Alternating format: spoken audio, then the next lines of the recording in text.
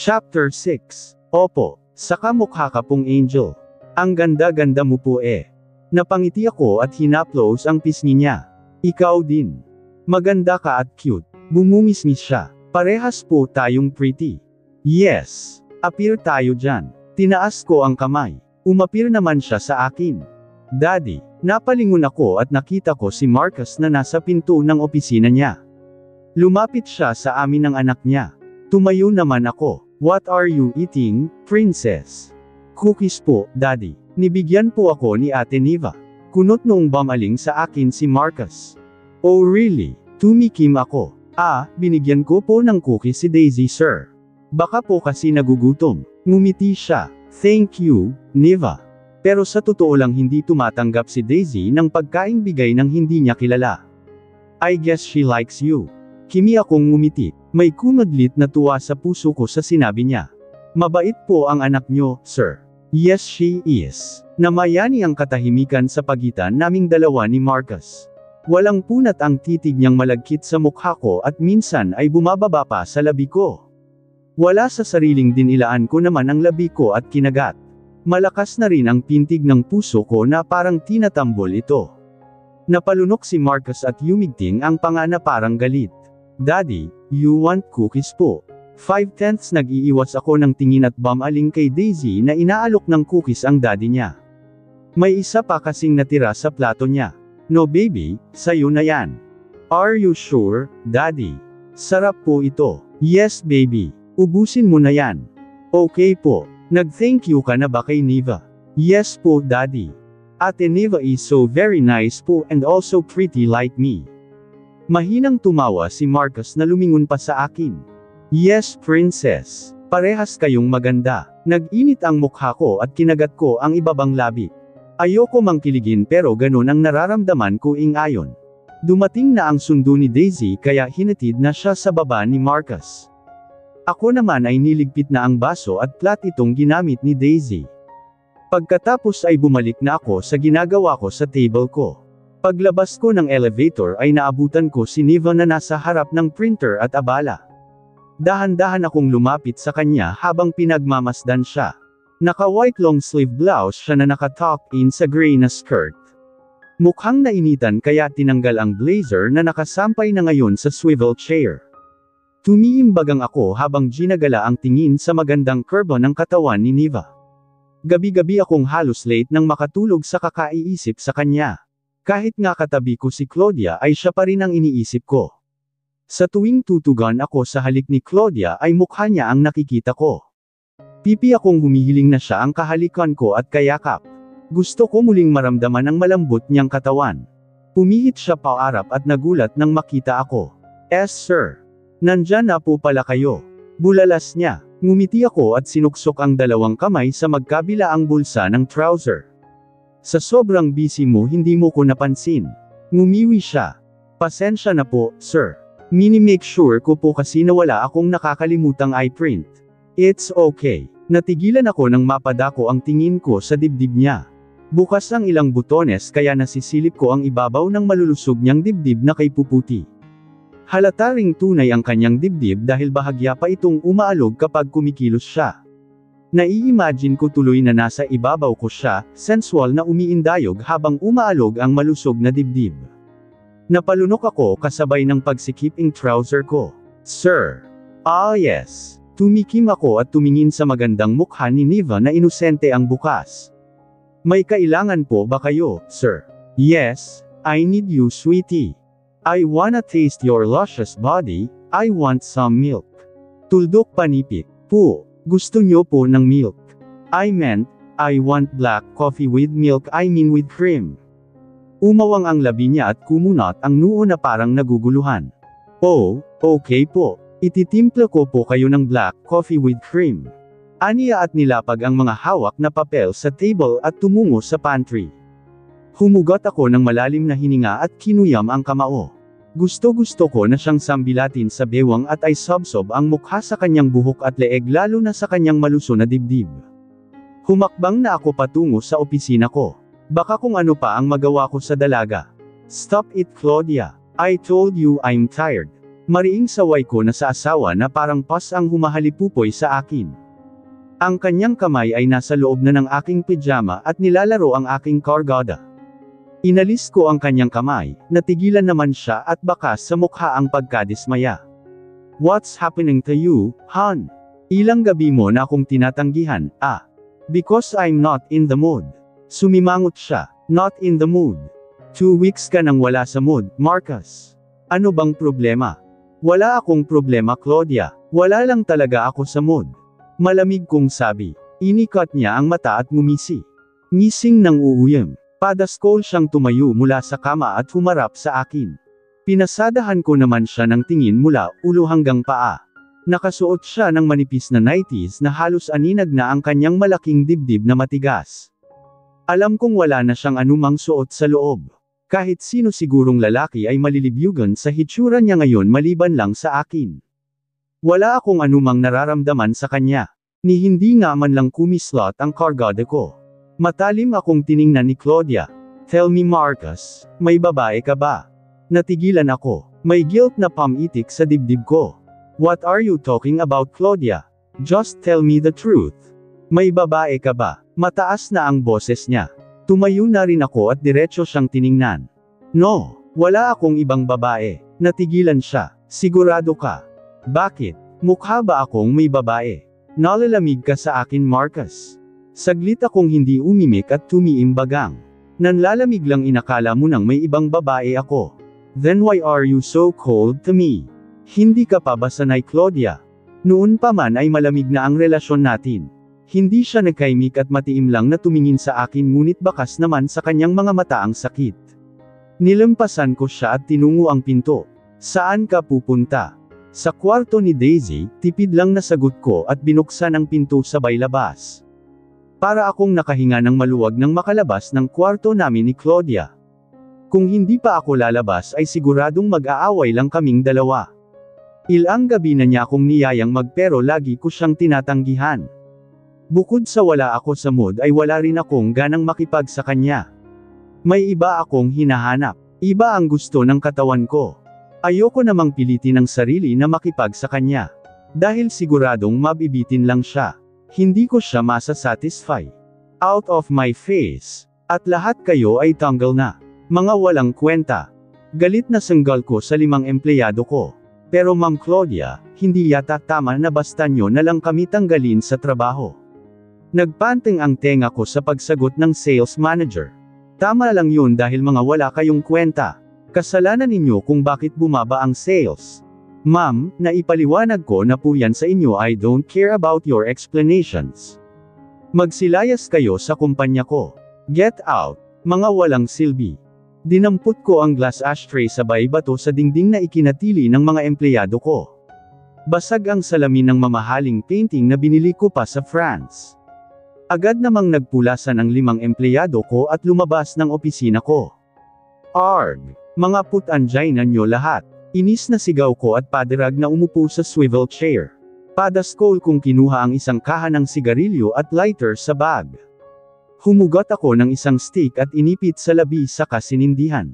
Hinithit ko yun at binuga ang usok sa ere. Muli akong tumayo at dinampot ang isang bote ng brandy at kapata.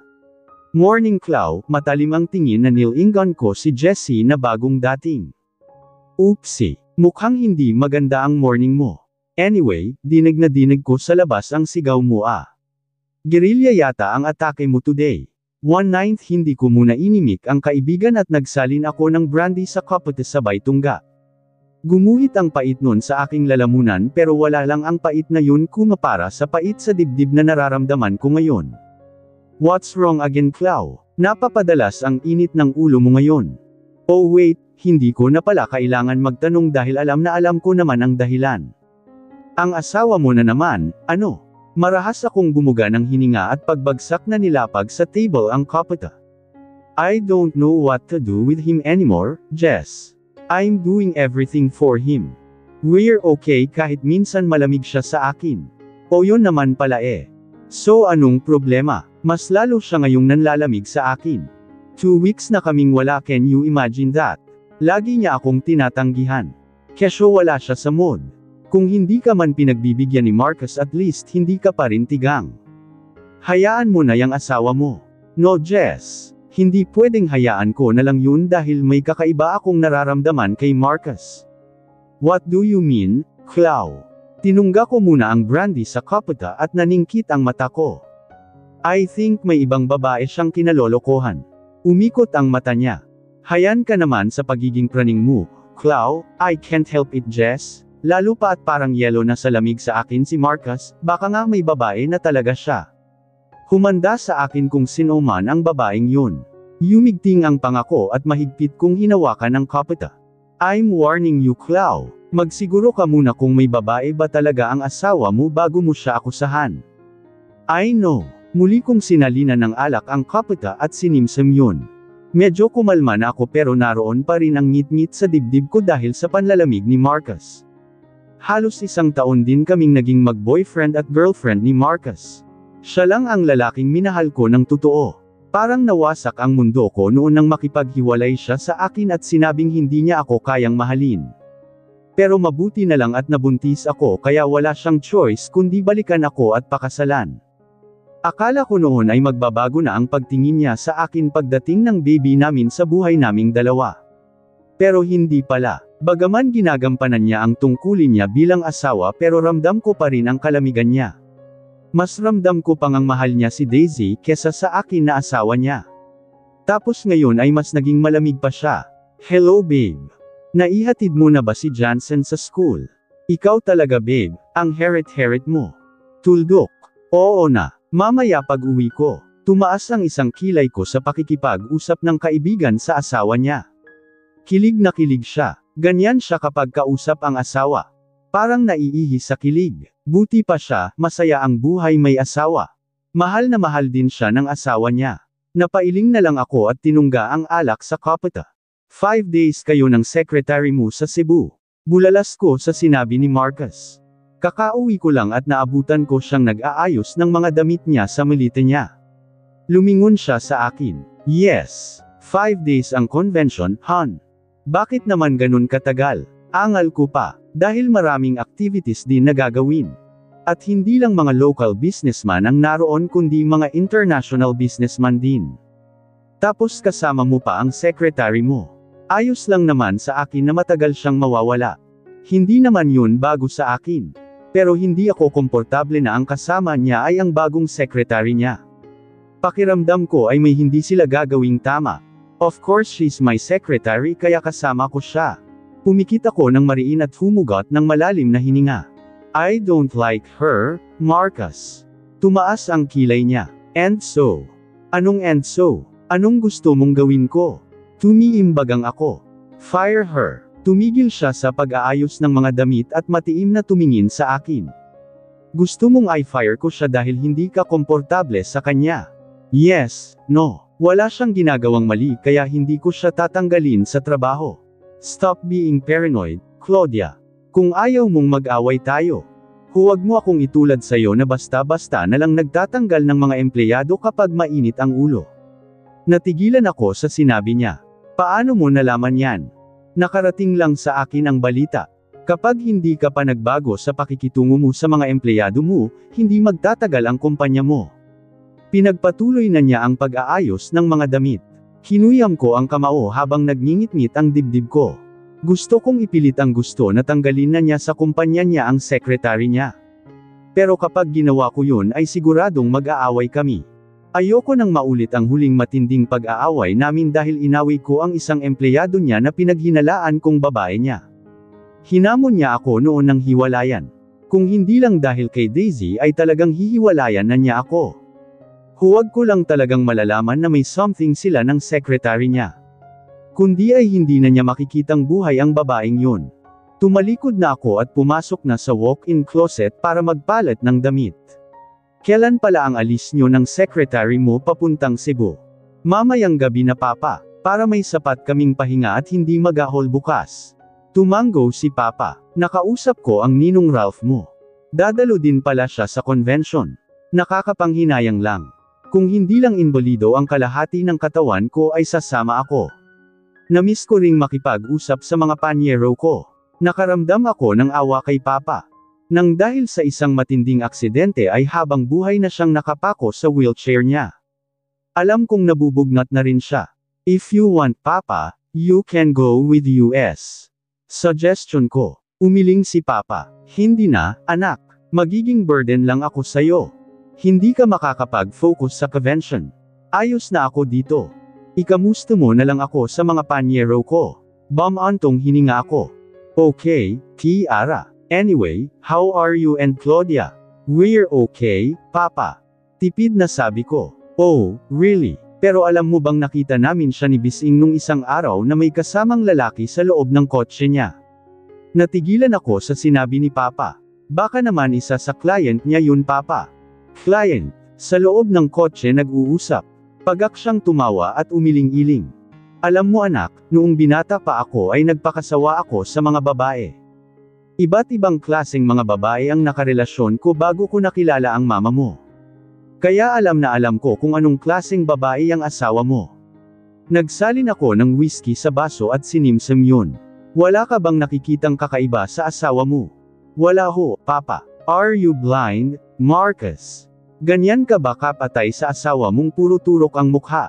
Pa, don't talk to her like that please. Asawa ko ho siya. Alam mo namang noon pa lang ayoko na sa kanya.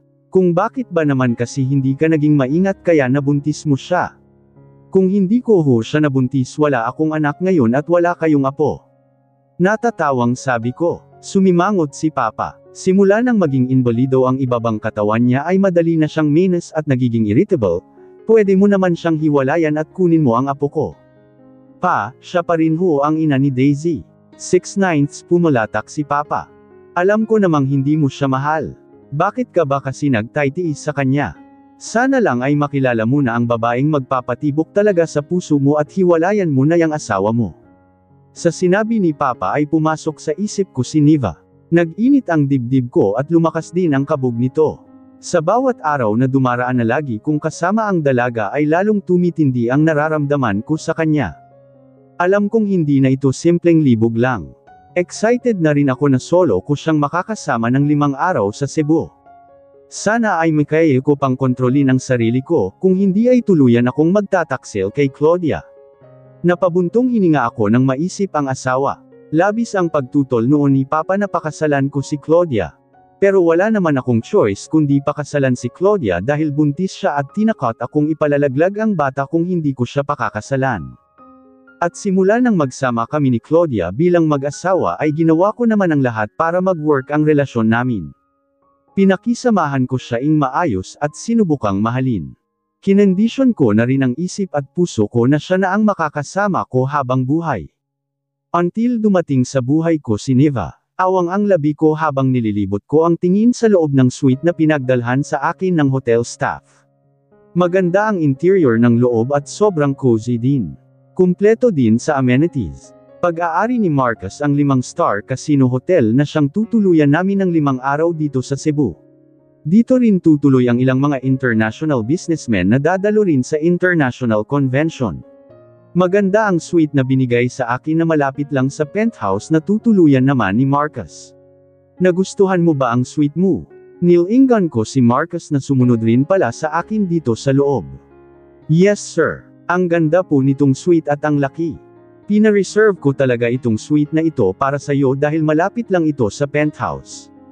Para kung may kailangan ako sa iyo ay madali ka lang makakapunta sa akin. Kinagat ko ang loob ng ibabang labi.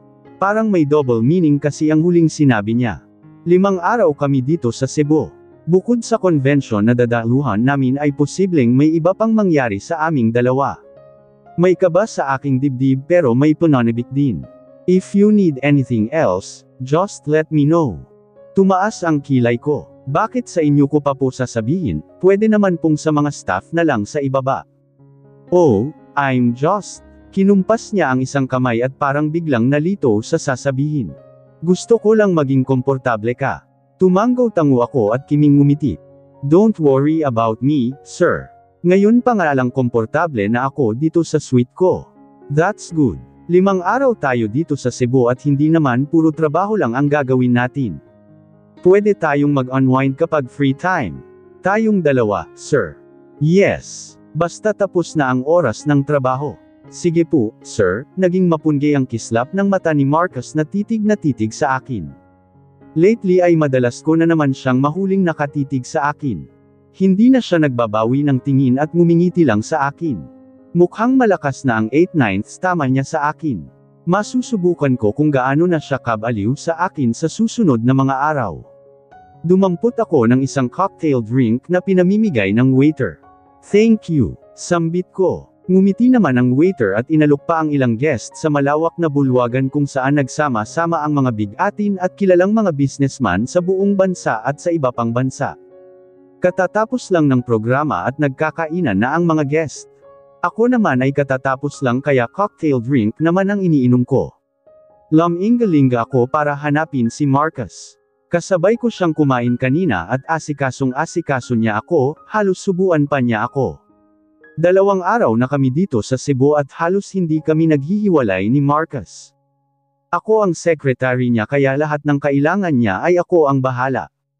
Pero kapansin-pansin ang kakaibang pakitungo sa akin ni Marcus na parang hindi niya ako empleyado. Madikit siya masyado sa akin at lagi pang nakaalalay. Malagkit din ang kanyang mga tingin.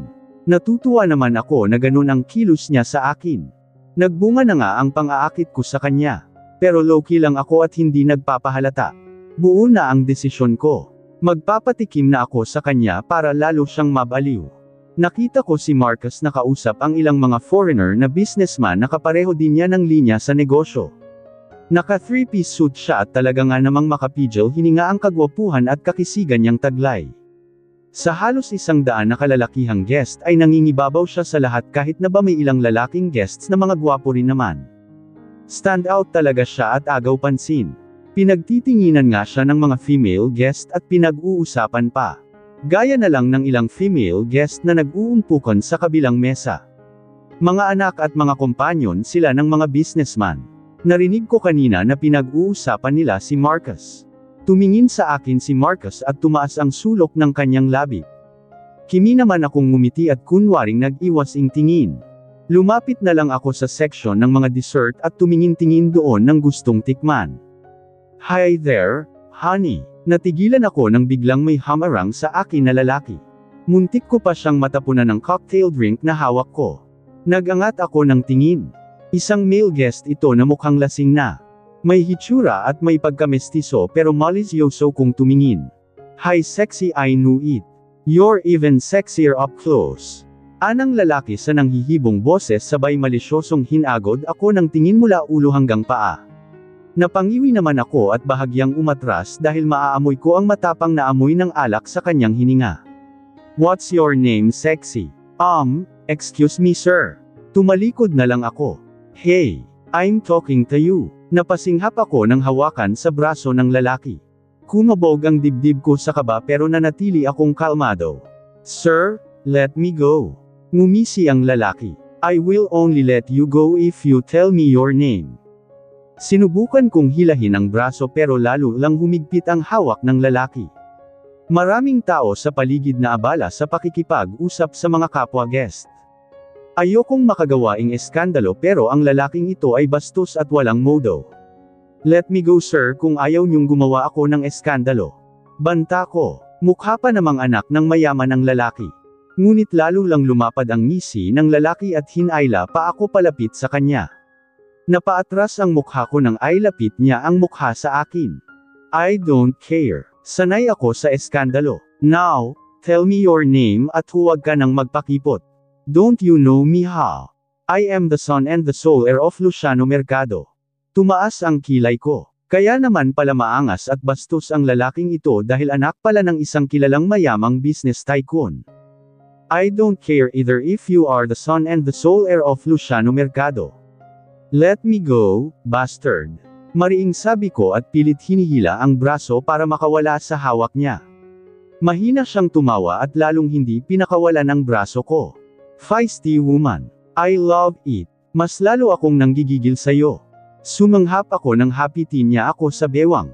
Namilog ang mata ko at mabilis kong iniwas ang mukha nang hahalikan niya ako. Lamapat ang kanyang nguso sa pisngi ko at panga. Direng-diri naman ang pakiramdam ko. Ano ba? Bitiwan mo ko manyak, kapilit akong nagpupumigla sa yakap niya. Malakas na ang kabog ng dibdib ko sa kaba at takot. Niva, isang malakas na braso ang humila sa bewang ko palayo sa bastos na lalaki. Sir Marcus. Madilim ang mukha ni Marcus at amligting ang panga habang nakatingin sa lalaki na pinipilipit niya ngayon ang braso. Let me go. Sigaw na ng lalaki. Nakaagaw na kami ngayon ng atensyon at nakatingin na sa amin ang halos lahat ng guest. You son of a sekretarya ko ang binabastos mo. Asik ni Marcus sa nanlilisik na mga mata.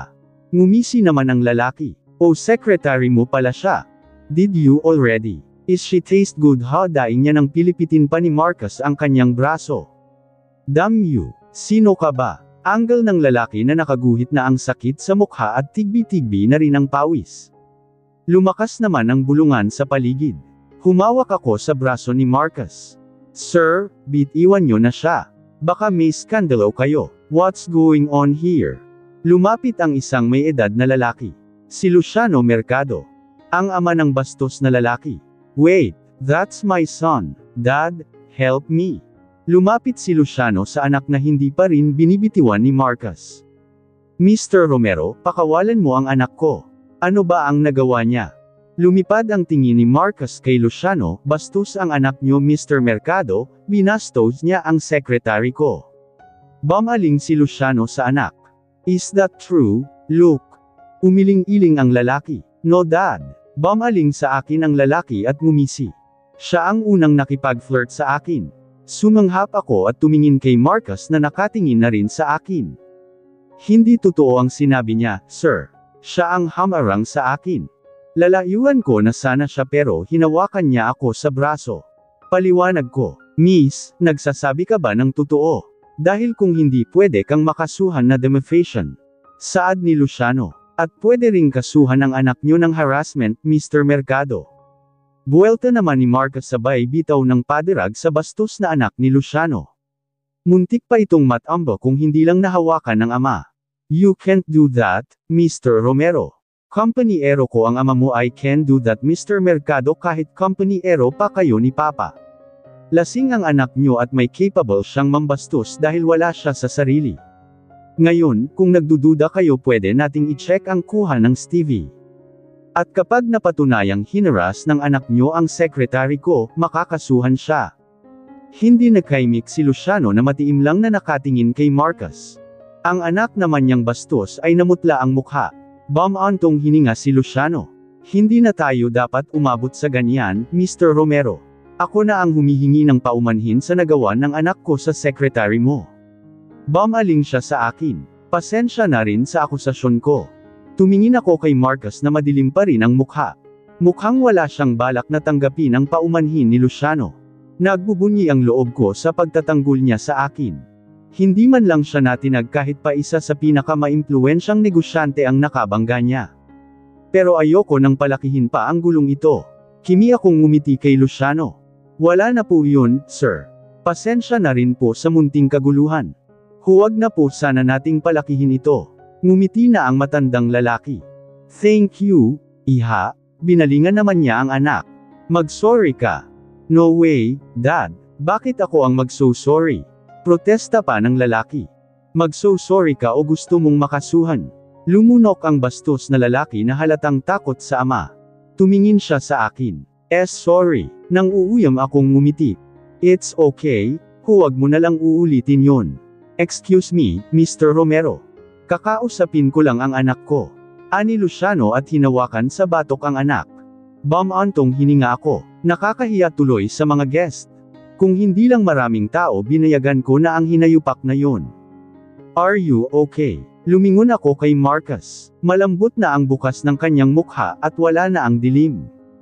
Tumikim ako. I'm okay, sir. Pasensya na po at muntik nang magkagulo kanina.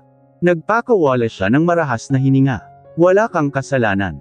Yung gagong yun ang may kasalanan. Kimi na lang akong ngumiti. Simula ngayon huwag ka nang aalis sa tabi ko para hindi ka na mabastos ng kung sino. Dahil sa susunod na may mambastos sa'yo siguradong magkakagulo na rito. Kinagat ko ang ibabang labi. May kilig sa puso ko dahil sa pagiging protective niya sa akin. Hinubad ko ang lahat ng saplot sa katawan at pumasok sa banyo. Tumapat ako sa ilalim ng dutya at hinayaang bumuhos ang malamig na tubig sa aking katawan. Tumangala ako at pumikit. Hindi nalibsan ng malamig na tubig ang init na lumulukob sa aking katawan. Yumuko ako at tumingin sa aking ibaba. Buhay na buhay ang aking kargada na hindi tinatablan ng lamig ng tubig. Naghahanap ito ng mainit na kalinga. At isang babae lang ang gusto nito. Ang babaeng gabi-gabing bumabaliw sa akin. Hinawakan ko ang kargada ko at hinagod-hagod ito. Sa buong buhay ko ay ngayon ko lang ito gagawin. Kapag nag-iinit ako noon ay madali lang para sa akin na ilabas ang init sa babaeng natitipuhan ko. Walang humihindi sa akin. Pero kay Neva, tumiimbagang ako at binilisan ko ang paghagod sa aking kargada habang naglalaro sa aking isip ang magandang mukha ng sekretarya. Napakalapit lang niya sa akin. Nasa ibaba lang siya nitong penthouse. Abot kamay ko lang siya. Pwedeng-pwede ko siyang puntahan at ipilit ang gusto pero ayoko namang magalit at matakot siya sa akin. Mahina na lang akong napamura at tinuloy na ang pag-show shower. Pumasok sa isip ko ang insidenteng nangyari kanina sa malaking bulwagan kung saan ginanap ang gatherings ng mga dumalo sa Convet Ion. Hanggang ngayon ay nagngingit-ngit pa rin ako sa anak ni Luciano Mercado. Ang gagong yun. Ang lakas ng loob na hawakan si Neva. Kung hindi ko na-control ang sarili ay baka na-hospital na siya sa bagbog. Walang sinumang lalaki ang pwedeng humawak kay Neva dahil akin lang siya. Tinapos ko na ang pag-show shower at lumabas na ng banyo. Dinampot ko ang cellphone na nagriring habang tinutuyo ng tuwalya ang basang buhok. Napabuntong hininga ako nang makitang si Claudia ang tumatawag. Ayoko sanang sagutin pero siguradong lalo lang niya akong kukulitin sa tawag. Hinayaan kong salipad-pere ng malakas na hangin ng dagat ang aking mahabang buhok at laylayan ng aking suot na floral dress. Abala ako sa pagkuha ng pictures at pagkuha ng video sa mga islang nadidaanan ng mega yacht na lulan namin. Island hopping naman ang activity ngayong araw.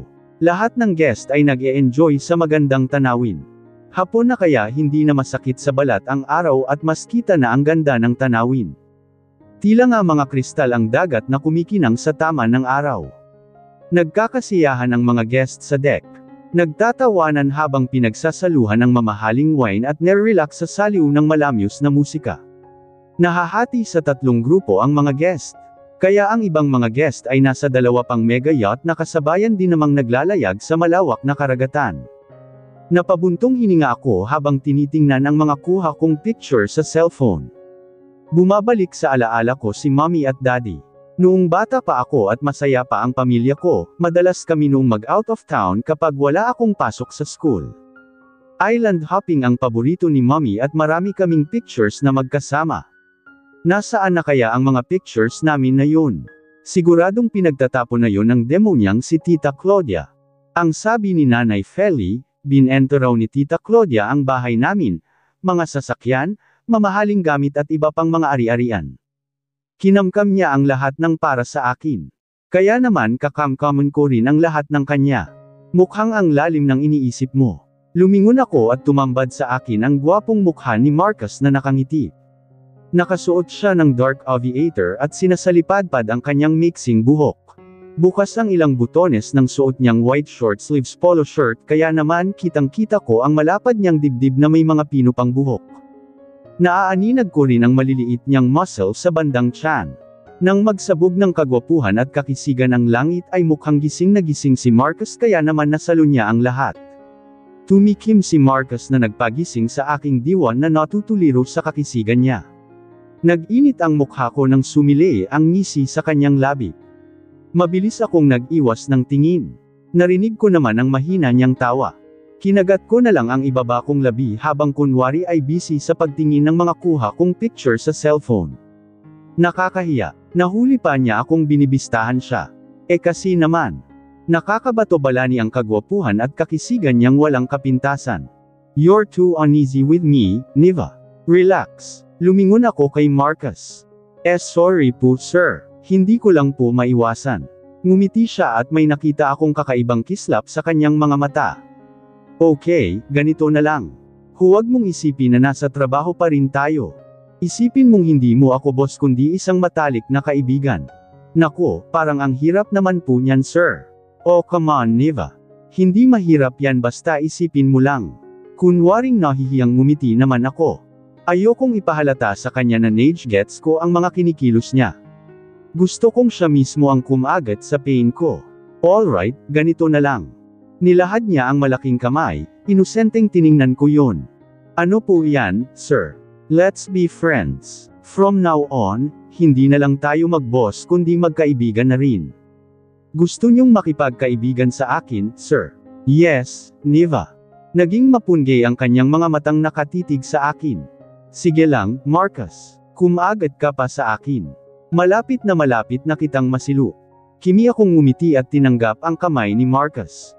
Tila naman may kuryenteng dumaloy sa bawat himaymay ng aking ugat nang pisilin niya ang kamay ko. We're friends now. Yes sir. Suabe siyang tumawa. You should also call me by my name, kumagat labi ako. Kailangan pa ba yun, sir? Yes. Tawagin mo lang akong sir kapag oras ng trabaho. Okay, Marcus. Lalong lumapad ang ngiti niya at lumitaw ang mapuputi at pantay-pantay niyang ngipin. Ang gwapo niya lalo kapag nakangiti. Parang lumuwag nga ang garter ng panty ko. Kaya masarap din siyang landiin eh. Sounds so good. Anas niya. Binawi ko na ang kamay dahil parang wala pa siyang balak bitiwan yun. Marami ka na bang nakuhang pictures? Medyo. Patanjin nga. Lumapit pa siya ng husto sa akin at nakitingin na rin sa mga kuha kong pictures sa cellphone. Sa sobrang lapit niya ay amoy na amoy ko ang kanyang mabangong hininga at damang-dama ang mainit na singaw ng kanyang katawan. Bumilis din ang tibok ng puso ko. Pero pilit ko yung pinakalma para makapag-isip ng matinong inis na pumalatak ako nang wala pa ring reply sa text ko si Marcus. Isang oras ko na siyang tinext pero wala pa rin siyang reply. Ano naman kaya ang ginagawa nila ng secretary niya? 6:00 na ng gabi. Tapos na ang trabaho. Ang huling tawag ko sa kanya ay kaninang tanghali pa. Ang sabi niya ay tatawag siya ng gabi. Pero hindi ko na yun mahihintay. Napapraning na ako sa kakaisip. Huwag ko lang talagang malaman na may ginagawa siyang kababalaghan sa Cebu kundi ay mapapatay ko ang babae niya. Muli akong nag-type ng text. Kumain ka na Daisy. Lalamag na ang food mo oh. Ayoko nga po niyan, yaya. Gusto ko po ng hotdog. Puro ka na hotdog kanina. Masama sa kalusugan ang puro hotdog. Yun po ang gasyo ko eh. Ayoko po ng vegetable. Sige naman na Daisy. Kain na.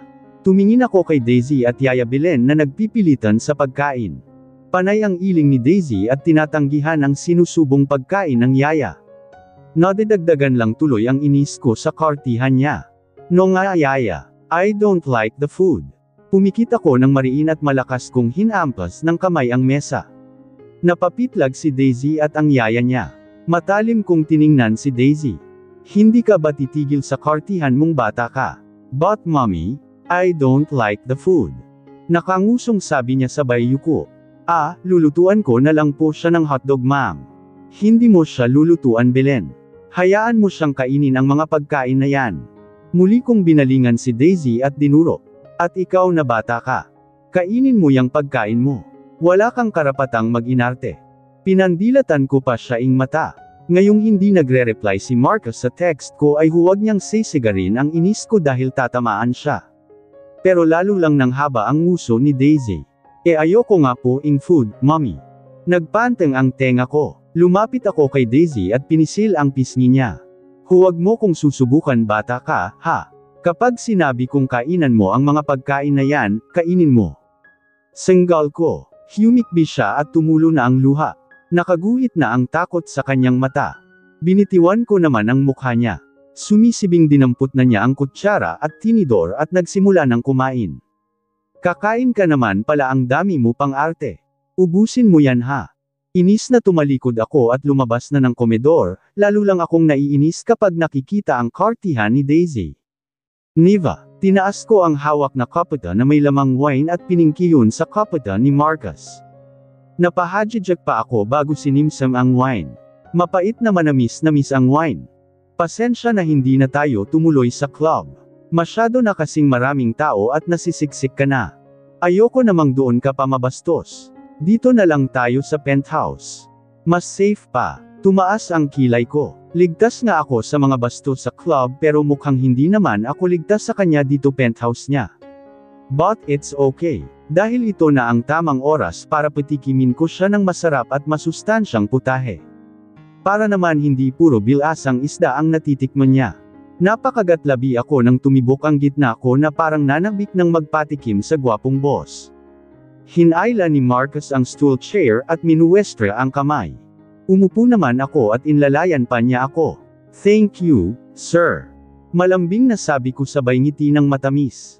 Mahina naman siyang tumawa. Sir na naman. Humajijek ako. Pasensya na. Nasanay na ako. Pero gusto kong masanay ka rin sa pagtawag sa pangalan ko, Hamlet C, sir. Baka someday masanay din ako. Sabi ko at sensual na sinimsam ang wine sa kapata. Nakikita ko sa peripheral vision ko ang malagkit na titig niya sa akin. Bumababa pa ang titig niya minsan sa aking dibdib na nasisilip ang cleavage sa suot kong body-hugging dress na kulay itim.